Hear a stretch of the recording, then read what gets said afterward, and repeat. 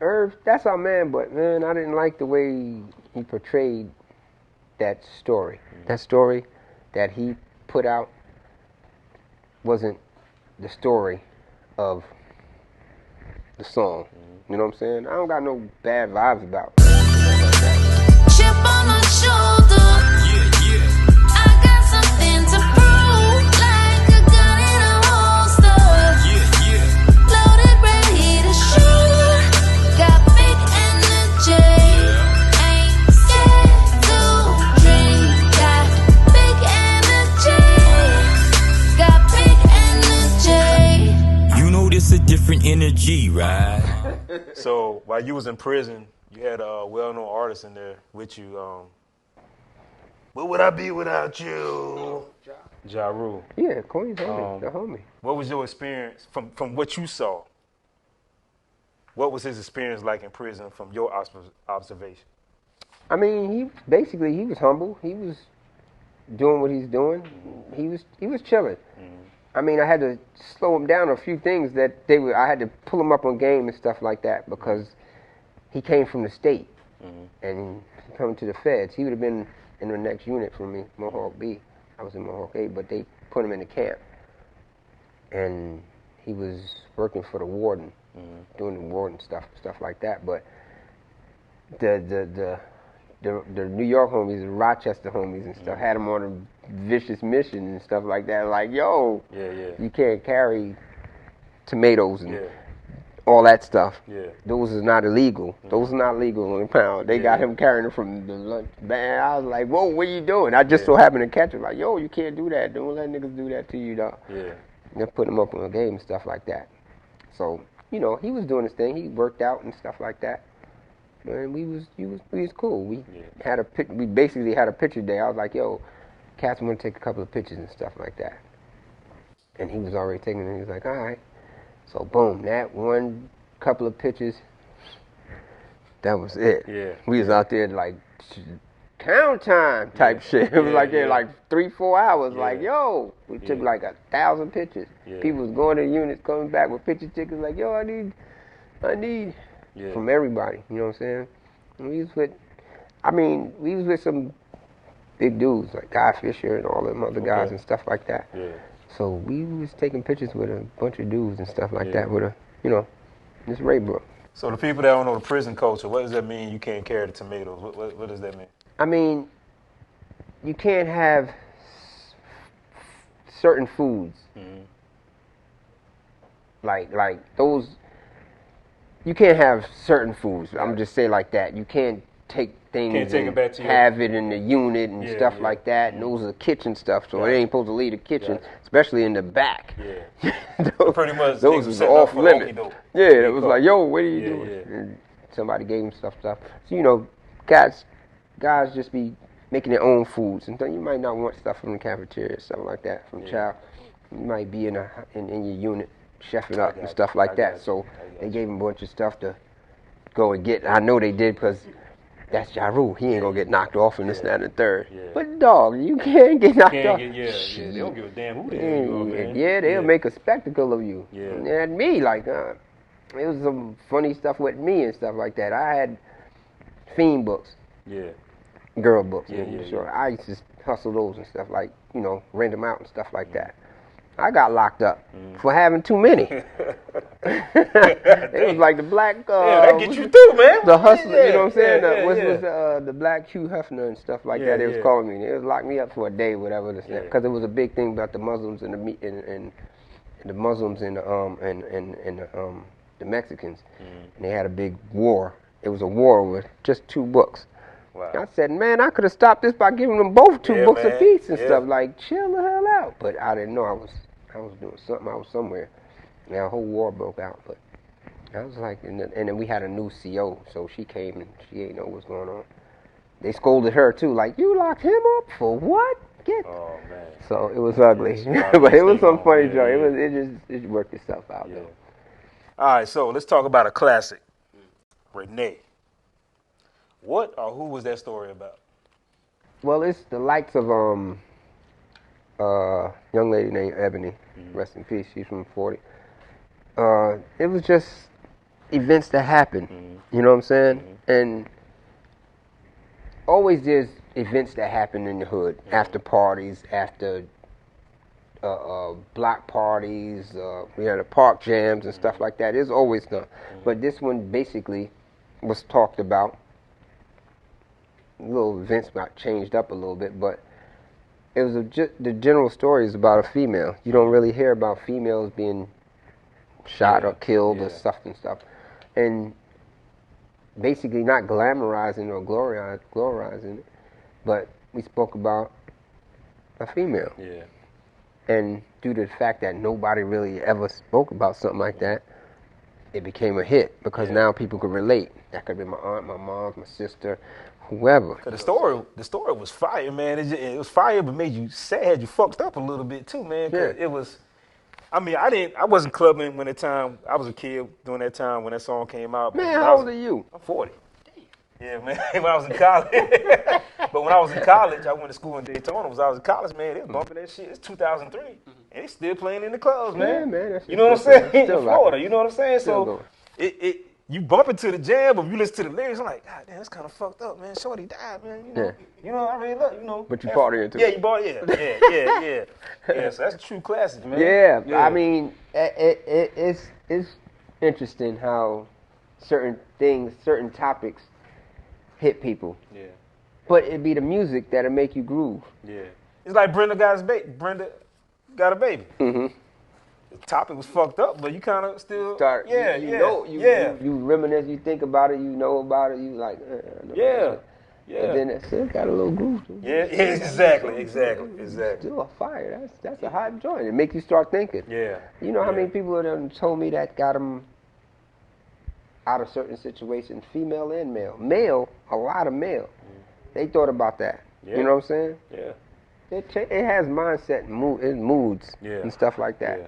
So it helps a lot of people. Dudes like, yo, man, you don't even know what that song done to me. Yeah, man. And it's still fire. You know what I'm saying? I had to perform it a bunch of times in jail. Yeah. So I know the effect of it. Yeah. But it's like what we say about the music.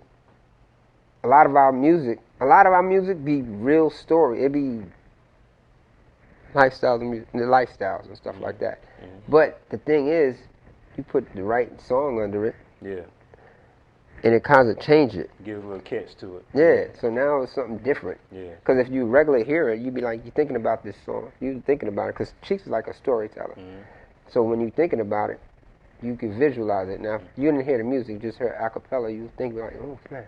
And now when you hear the beats, that's a different, it changes the mind altogether. It reminds me, yesterday, me and my wife watching Ray. And it's pretty much what Ray Charles did. He took gospel music, turned into world, he put his little flavor to it, and pretty much turned into a music you could jam to. You know what I'm saying? With gospel music. Yeah. So it's pretty much the same thing you did with Renee. Yeah.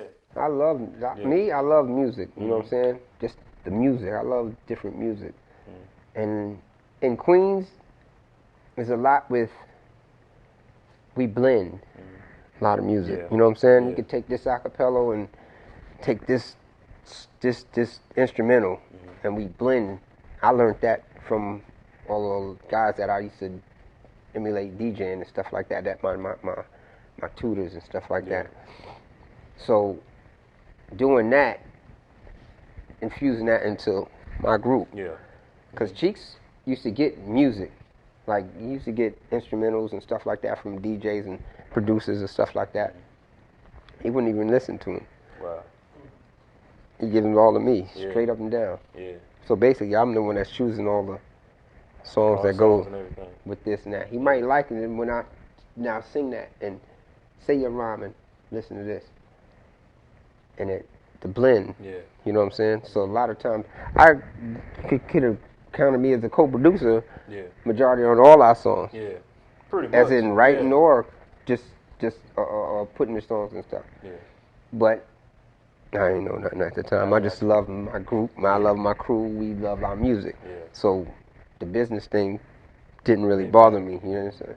So when you love the music and stuff like that, it's not about the money and stuff like that. When you get to learn the business, now it's about the money. But at that time, we was just like kids just trying to do our thing, just trying to be heard and stuff like that. So a lot of time that infusion with the lyrics and the music it's different. Yeah. It's different for us. This episode is sponsored by Aftermath Lawn Service and Landscaping, mowing, mulching, straw, pressure washing, and more. You can call owner Edward Brown at 803-464-7605. Again, that's 803-464-7605. Jerome Robinson MMA of Team Robinson MMA, a safe training environment that will enable students of all ages and backgrounds to grow physically and mentally. You can visit their website at www.imteamr.com for more information. Train So Hard University, where it's just not a movement, it's a lifestyle. You can contact myself, Excalibur Miller, on Facebook, on my Instagram, The Miller Experience, or you can contact my brother, T. Miller, on Facebook, or on Instagram, Prodigal Son 36.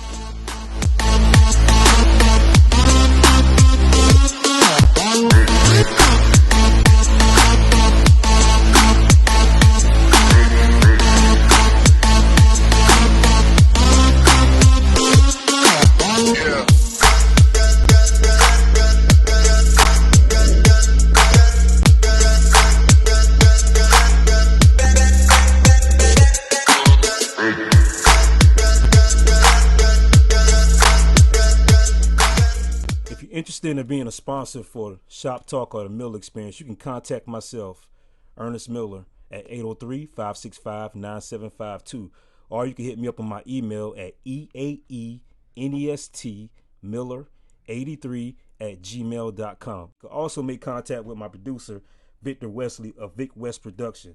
His telephone number is 803-225-0021. Also, his email address is vicwestp@gmail.com. So what's your issue with Irv Gotti when he did Tales Renee? Irv, that's our man, but man, I didn't like the way he portrayed that story. That story that he put out wasn't the story of the song. You know what I'm saying? I don't got no bad vibes about Irv or nothing like that. It's just I just didn't like the. He did a better job. Yeah. Did he consult you guys before doing it? Did he talk to anybody from the group? Nah. Yeah. None of us heard nothing about this. All we heard was they gonna put Renee on. Damn. And he's like, this? Word? Yeah. All right. They should have put it on the first year. Cause he got the Biggie joint. I got a story to tell. I mean, perfect. You know what I'm saying? But like, I heard some of the songs that he's been doing, they wasn't all the way exact. But I don't know. Times we seen that, I ain't see like when we was locked up, we seen a couple of joints and stuff. But then after that joint, man, ain't nobody looking at that shit no more. If 50 Cent, ain't nobody looking at that. If true, if 50 get BET, you ain't got to worry about Tales no more. But and 50 is our man. 50 you have a relationship with them, with G Unit? Anybody from G Unit? Yeah. Listen, 50 is lived around the corner from Freaky Ty. Mm-hmm. Freaky Ty represent 134. You didn't hear 134 until Freaky Ty represent his block, because he lived on 134 in Godbout, right around the corner. 50 lived around the corner from him. So at that time, Boo Boo used to hustle up there on 134 in Godbout. We used to come around and stuff like that, and she like we over here drinking, smoking, the liquor store, all that stuff right there. We drinking, smoking, you know, the boulevard, police and everything running around. Charlie used to be like, we don't need you selling drugs right now. We don't need no fiends coming around here. There's about 100 dudes around here, 50 dudes out here on the block, shooting dice, drinking, smoking, playing loud music and shit. You know, regular hood joint. And you got him, a couple of dudes over here selling drugs. Charlie used to kick him off the block. Get out of here with that stuff. And then get out of here and this and that. He go back, get mad, go get a bike and start wheeling up and down the block and stuff like that, making more cops come around and stuff like he hot and heating. But that was us back in the days of fun and shit. Because we always thought, you know, we had a plan. Before 50 got the bug of rapping and stuff like that, we thought he was going to be the boxer. We was going to have him as a boxer. We got Lamar Odom. He was your clothing line, right? Lamar was our youngin'. Mm-hmm. He was going to be the basketball player. Mm-hmm. We just needed a couple more pieces, and we had thoughts. Yeah. You know what I'm saying? So what happened with that? We had Monte, he's boxing. Monte Barrett. Okay, I got to interview him coming up soon. Yeah, that's our man. That's all John Adams. John Adams was a high school of it's a sports high school, but everybody came out of there as rappers. Yeah. Like Horse. Yeah. Uchi Wally. Yeah. Horse. He was in our school. Like I said, Onyx, all of us and stuff. Wow. Monte was only sportsman. So what happened with the clothing line? Remember to subscribe to my YouTube channel, The Miller Experience. Comment, like, and share. Comment, like, and share. Who told you being Comment, intelligent like, is whack? and So share. place your bets. My faith is fresh. I'ma make it stretch. Cause I sat there eye to eye with the face of death. And you ain't putting work in unless you break a sweat. Bringing back a 4-course meal. Keep the table set. Step in my belief. I'm expressive when I speak. Swim back to shore if you trying to tell me I'm too deep. Cause I was a stomach.